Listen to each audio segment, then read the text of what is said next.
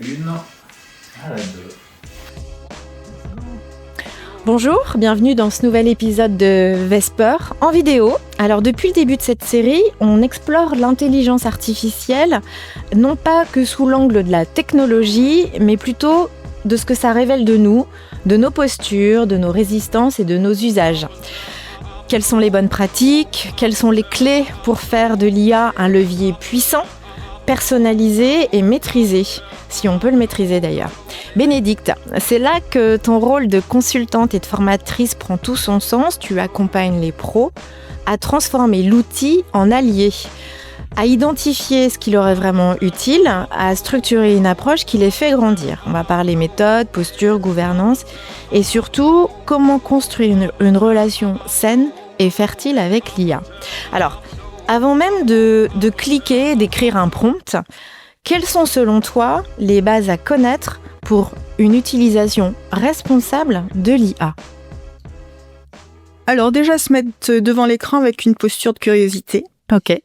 Il y a un certain nombre de trucs à comprendre du fonctionnement de l'IA pour qu'on évite de penser qu'il y a de la magie derrière l'IA. Ça, c'est important. Donc, tu as 2-3 bases très probabilistes, très statistiques à comprendre. Il faut que tu comprennes absolument les limites. Et la première limite d'un utilisateur, c'est celle de la fiabilité de l'IA, qui est ce qu'elle est, c'est-à-dire très faible sur certains points, très bonne sur d'autres. Donc, il faut avoir cette conscience-là. Alors juste, je te coupe, mais comment on peut savoir là où elle est fiable et là où elle est faible? Il y a des IA qui montrent les sources, mais comment on fait concrètement? Alors concrètement, donc il faut déjà se dire que l'IA peut se tromper et déjà savoir qu'elle peut se tromper dans de grandes proportions. Dès lors que tu as cherché de l'information factuelle sur l'IA, la probabilité qu'elle te renvoie une fausse réponse est presque de 1 sur 2. Ok.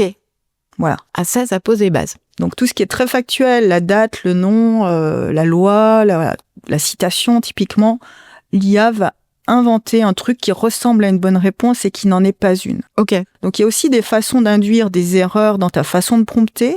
Donc quand tu sais où les IA font des erreurs, tu évites d'aller sur ces terrains-là. Et ça fait appel à de l'expérience avec l'IA. Mais quoi qu'il arrive, dès lors que tu as compris, que tu as mesuré à quel point une IA pouvait t'enfumer sur certains points, tu as le regard et la posture critique qui va mieux pour fonctionner avec l'IA. Ok. Après, tu as tout un tas d'outils aujourd'hui qui permettent de lever des troubles sur l'IA avec des outils généralistes qui citent des sources, mais les sources elles-mêmes pouvant être hallucinées. Il faut jamais poser son cerveau avec l'IA.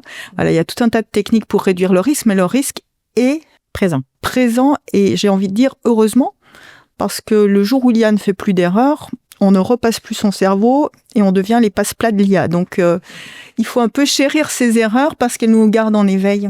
Mais le risque est plus fort chez les gros utilisateurs. En fait, quand tu commences avec l'IA, tu es effrayé par ce risque d'erreur. Et en fait, le risque, c'est de s'habituer à ça et aller à la facilité. Donc, c'est les plus gros utilisateurs qui prennent les plus gros virages de vérification des sources, etc. Donc ça vaut toujours le coup de le rappeler. Après, l'utilisation responsable, c'est, tu sais, il y a une citation qui dit quand on est un marteau, tous les problèmes sont des clous. Quand tu deviens un peu facile avec l'IA, tu penses plus qu'à l'IA. Donc, je pense qu'un des réflexes à se dire, voilà, si je te demande les horaires de marée à Vannes, c'est pas hyper utile d'aller poser la question à ChatGPT. Parce que tu vas cramer de l'énergie, tu vas cramer de l'eau, tu vas cramer de la matière. Il faut aussi que les gens aient conscience de ce que ça coûte d'activer l'IA plutôt qu'une requête Google, par exemple. C'est très, très différent. Et l'IA doit pas être une commodité. Donc, se dire, est-ce que j'ai besoin de l'IA pour ça? Est-ce qu'il y a un enjeu suffisant qui vaille que je dégaine l'IA? Est-ce que je dégaine l'IA pour faire un jeu d'apéro avec ChatGPT? Plus ou moins. Donc, il faut déjà mesurer l'enjeu et puis après, tu peux aussi choisir ton IA, te dire, bah tiens, est-ce que je travaille avec une IA chinoise, une IA américaine, ou j'ai envie de préférer une IA européenne, etc. Il y a tout un tas de critères que chacun va utiliser, mais de la même façon qu'on consomme de la nourriture ou des fringues. C'est ça, c'est la même démarche. Exactement. Donc, il faut avoir les billes consommer local ou pas. Exactement. Il faut avoir les billes pour identifier ces critères-là. Oui, donc finalement, être efficace, ça a du sens pour gagner en expertise et en bon retour de l'IA et aussi d'un point de vue un peu responsable écologique. Moi, j'aimerais te donner 5 croyances que les gens fantasment de l'IA qu'on a échangées ensemble. Alors, La première, c'est l'IA, c'est un sujet techno. Non, c'est un sujet de langage. Donc, si tu sais parler et écouter, tu peux utiliser l'IA avec grand bénéfice. Ouvert à tous. Une IA bien utilisée ne fait plus d'erreurs. On vient d'en parler un peu. Une IA bien utilisée suggère que tu sais que l'IA va faire des erreurs et donc que tu vas faire avec ces erreurs et tu vas donc les corriger. Une IA, un seul outil, on choisit le bon outil et c'est réglé. Alors ça, c'est ce que je vois en formation. Aujourd'hui, 95% des gens, quand ils utilisent l'IA, c'est ChatGPT. Et j'ai très peu de gens qui sont en mode payant, par exemple, sur ChatGPT. Donc, ChatGPT est présent dans les médias, c'est le premier, c'est le pionnier. Et puis aujourd'hui, c'est la plus grosse IA de fait. Et elle sait faire plein de choses très bien. Mais il y a 2-3 outils complémentaires à ChatGPT qui permettent vraiment d'enrichir ses pratiques et de se dire, tiens, quand j'ai un problème de codage ou un problème rédactionnel, ou de recherche sur Internet, dans de l'actualité, est-ce que j'ai pas d'autres outils à ma disposition? Et donc, dans les formations, ça nous permet d'ouvrir un petit peu la caisse à outils et de sortir d'un monde full ChatGPT. Ok. 4e idée reçue, il faut interdire ou restreindre l'usage de l'IA pour éviter les dérives. Alors ça, c'est une tentation qu'ont beaucoup d'entreprises et ça vient souvent des DSI d'ailleurs. Alors, premier sujet, c'est que l'IA, c'est un peu comme le sucre en fait. Tu peux décider de plus mettre de sucre dans ton café, mais le sucre, tu vas le manger dans ta pizza en fait. Donc, il y aura du sucre d'IA partout et c'est déjà le cas. Ils sont rentrés dans tous nos outils du quotidien. Donc, on va dans la suite Adobe, etc. Donc, l'IA, qu'on le veuille ou pas, elle est déjà là et elle va être de plus en plus là dans les outils. Donc, l'interdire, ça n'a pas de sens. En revanche, se dire que quand on va au contact des outils généralistes comme les ChatGPT, se dire qu'on informe et qu'on forme les gens aux limites de ces outils, mais l'idée de les interdire est complètement... je vois ça dans les entreprises, les gens qui n'ont pas ouvert le dialogue sur l'IA, mais qui commencent par interdire les outils. Les gens, ils vont quand même, ils y vont parce ils l'ont utilisé perso, donc ils l'utilisent sur leur téléphone. Donc, c'est des interdictions très contre-productives parce qu'elles envoient aussi le signal aux salariés de se dire l'IA, c'est mal, et du coup, je vais donc pas en parler à ma hiérarchie. Et donc là, la shadow IA explose. Et puis, tout ce qui est interdit, en général, on y va. C'est le principe. Possiblement. Former une fois, ça suffit.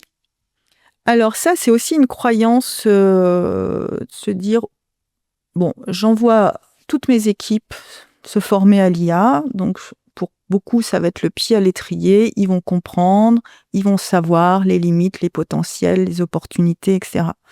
Mais en fait, ça suffit pas. Parce que déjà, on sait tous qu'après une formation, tout le monde ne se met pas en pratique à cheval.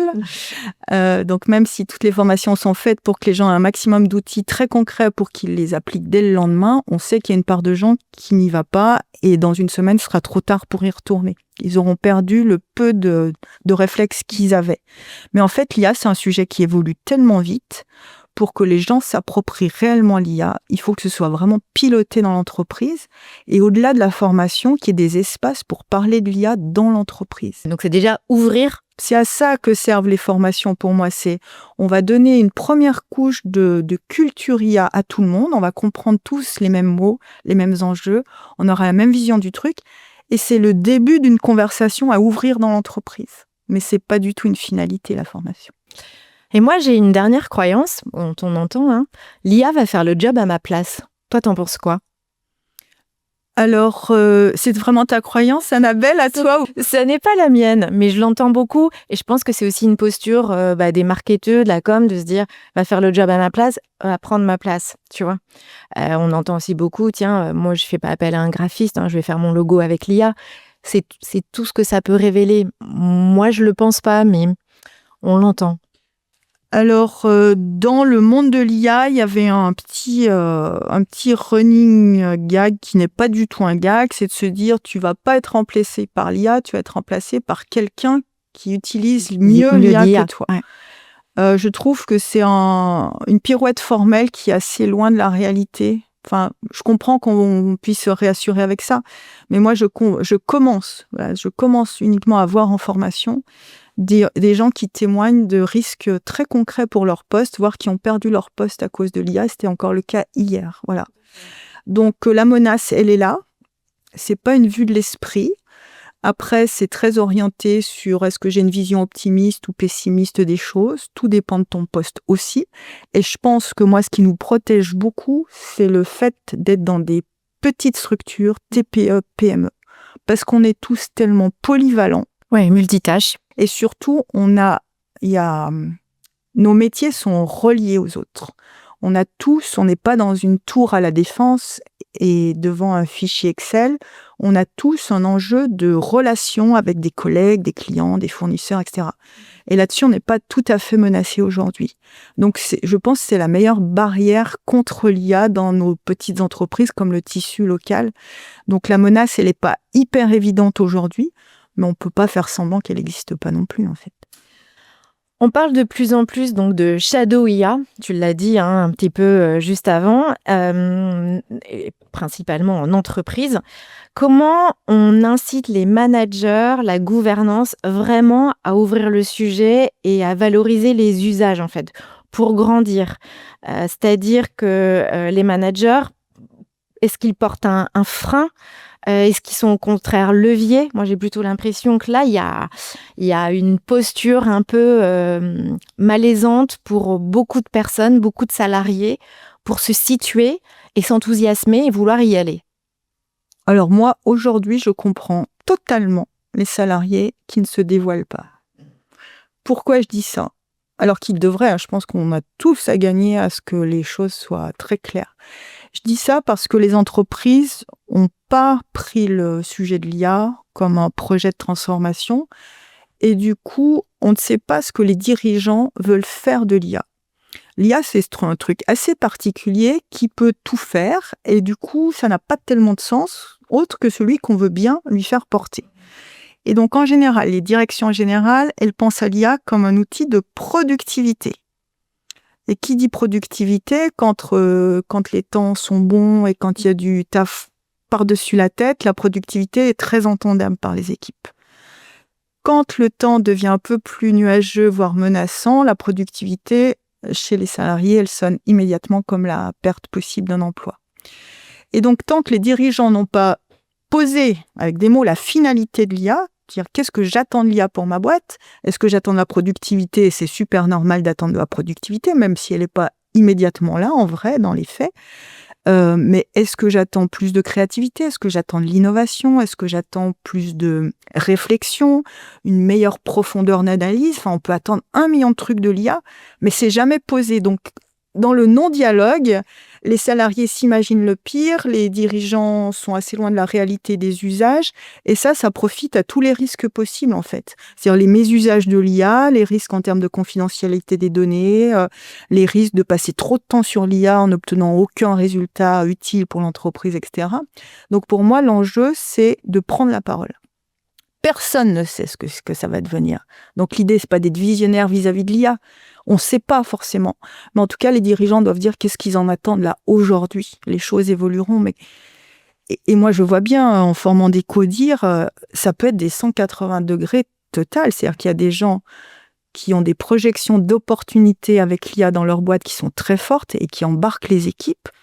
Et puis, tu as des dirigeants, à la fin d'une journée de formation, qui décident très objectivement de dire non, on ne ruisselle pas avec l'IA dans l'entreprise. C'est trop dangereux, c'est trop puissant, on n'est pas prêt.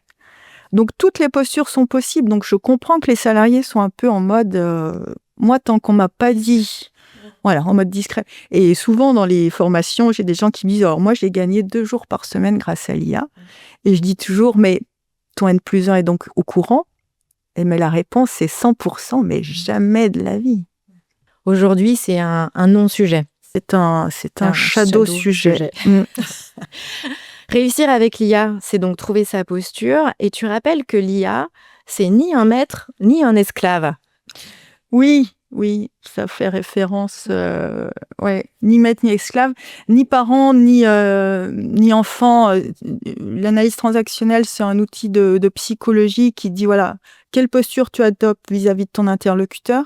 Moi, je vois bien deux postures qui marchent pas très bien. C'est quand tu te crois parent de l'IA, donc tu prends l'enfant comme l'IA comme l'enfant, et dans cette posture-là, t'es très fermé parce que toi, tu sais, et l'IA ne sait pas, donc tu te mets en posture haute vis-à-vis de l'IA. C'est-à-dire que tu la contrains beaucoup, tu la contrôles beaucoup, tu doutes de tout ce qu'elle produit, donc tu la lâches pas en créativité, tu fermes ton registre. Et moi, je vois aussi des gens en formation parler mal à l'IA, par exemple. Ah, c'est étonnant ça. Je dis, mais comment parle-t-il aux humains ? Mais voilà, des postures très hautes en disant l'IA n'est qu'une IA, voilà, très autoritaire. Et cette posture-là, en fait, elle ferme le registre syntaxique et elle n'est pas performante pour l'IA. Et quand tu laisses pas l'IA cette part de possible créativité, tu obtiens finalement ce que tu as voulu mais Rien de mieux. Rien de mieux que ce que tu aurais fait toi-même. Tout à fait. Et puis, tu as la posture inverse où tu te sens enfant par rapport à l'IA, c'est-à-dire tu la regardes comme ça et tu dis « Oh putain, elle sait tout mieux que moi, voilà ». Et tu te mets dans une posture de soumission à l'IA, et c'est-à-dire que tu n'as plus l'esprit critique vis-à-vis de ce qu'elle produit, tu en attends trop par rapport à ce qu'elle sait faire, et ça, c'est pas très bon non plus. Et donc, je pense que la bonne posture, c'est la posture d'adulte à adulte, où tu vas chercher l'IA comme un vrai partenaire. Donc, tu lui parles tranquille, tu l'écoutes, tu acceptes le feedback de l'IA, tu acceptes de te remettre en question avec le résultat d'un algorithme, en fait. Donc ça, c'est une petite posture d'humilité aussi. Mais tu la relances, tu gardes cet esprit critique, enfin, tu es dans une vraie conversation d'adulte à adulte. Et c'est cette justesse-là qui produit les meilleurs résultats à la sortie, en fait. Finalement, la performance, c'est pas l'autorité ou le dialogue intrusif, ça va être vraiment cet effet miroir, cette co-création pour s'améliorer, pour oser dialoguer, tout simplement. Tu sais, en RH, on parle en permanence de la collaboration entre les humains. Là, l'idée, c'est de mettre l'IA autour de la table, comme tu mettrais un collaborateur. Et qu'est-ce que ça induit de ta posture ? Un peu d'humilité, beaucoup d'écoute et beaucoup de co-création. Et ça produit toujours mieux que quand tu es tout seul. Voilà. Merci Bénédicte pour cette boussole très précieuse, et on commence à bien comprendre que utiliser l'IA, c'est aussi mieux se connaître, peut-être même mieux savoir se parler ou savoir communiquer. Merci, à bientôt.